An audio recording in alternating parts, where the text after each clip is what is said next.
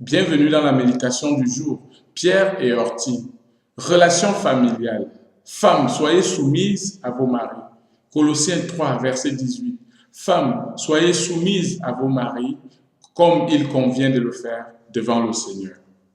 Le mot soumission est mal compris et mal interprété aussi bien par les hommes que par les femmes elles-mêmes.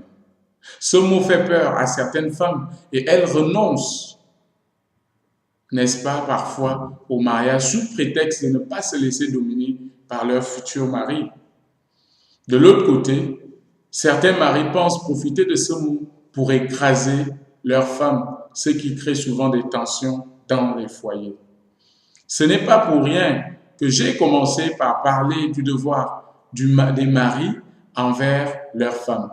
En principe, si les maris aiment leurs femmes comme le demande la Bible, il serait plus facile pour les femmes de se soumettre à leur mari. Dieu dit aussi dans sa parole que Christ est le chef de l'homme et l'homme est le chef de la femme.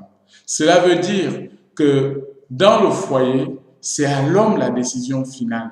Mais cela ne veut pourtant pas dire que la femme ne peut rien. La femme est gestionnaire en second de la famille. Ainsi, dans tout ce qui se passe, la vie de la femme compte et cet avis peut parfois guider la décision finale du mari. Mais en tout et pour tout, la femme a le devoir de se soumettre à son mari, dit la parole. Cela veut dire qu'elle doit reconnaître l'autorité que son mari a reçue de Dieu. Mais l'homme doit exercer cette autorité avec humilité, douceur et amour pour le bien de toute la famille. Si vous êtes une femme mariée ou qui aspire au mariage, Dieu vous appelle à vous soumettre à votre mari et à le faire comme par obéissance à la parole de Dieu pour la stabilité des relations familiales. Que le Seigneur vous encourage par ces paroles.